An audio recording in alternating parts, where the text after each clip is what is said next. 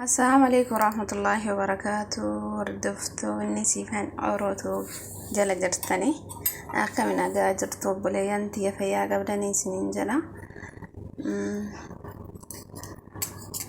ميدا سلطة فاصوليا دلقو في جلقة فاصوليا هي تكو بالشيف فدي تكونا جلا كيسا بوي بالشن سبا إلين بوني ديبي دينيشالي بالشيف فدي dinicha sitti godhe faasuliyaa diimaallee akkana haala kana itti dabale anillee gara biraatirraa arge jarraba jedheeti akkasuma isinillee yoo argitanii jaalattan akka jarrabdan jedheetumaan isinii qooduu fi isiniin jedha obboleeyyantii waan beennurraa jechuufi akkasii namni hojjatee argee baay'ee tokko mi'aaya. Kasi anillee meellala jedhe faasuliyaa kana hedduutti hin dabalu. Faasuliyaan kun sin jira waan ta'eef as timaatimiin hin jira. As ammoo yoo shunkurtii silaa dhedheeraan kukkutadha. Sorry. Asillee beektanii kana beektan ka salaataa sanii. Maka saya dachuun dandeenye. Isumaan ka takkarran firfirsattanii akkuma salaataa keessaniitiin kaliin hin jira. Sallee xiqqoorran firfirsattanii yoo feetan loomis itti godhatuu dandeessanii akkanatti haala kanaanii waliin geettanii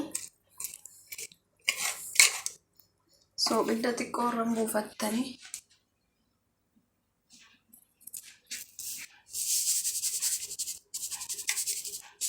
akkana haala kanarran buufattanii oliveeraa ittiin gootan zayitii kana jechuudha.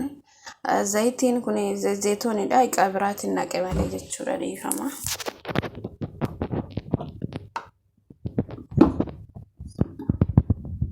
Sallee xiqqoo ittiin naqattanii dhiifama harka moobaayilii fayyadamuun ta'edha. Sallee yaani maatuma takka itti naqattanii ofeetan akkuma jaalattanitti jechuudha. Shukkaaraanis hojjetanii shukkaara ammoo hin jaalanne haala kanaanii sirriitti mi'aawa.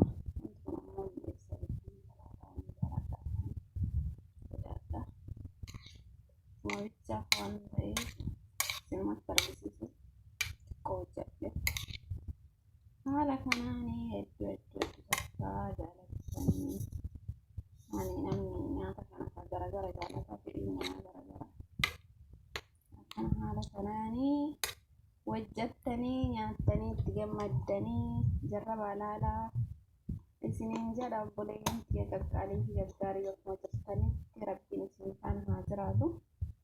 Isin jaaladhaa maaliif haa jaalatu fuuttaa maatii haadhaan walaa guddifnuu isin jedhaa naamsa kiyyaa yoo balleessi dhiisa manaa godhaatiin jedha oromoo fi qaqqaaliiwwanii oromoo biyya mootiitti isin jedhaa kanumaa jajjabaadhaa jajjabeessaa isiniin jedha akkasii jarrabaa laalaa.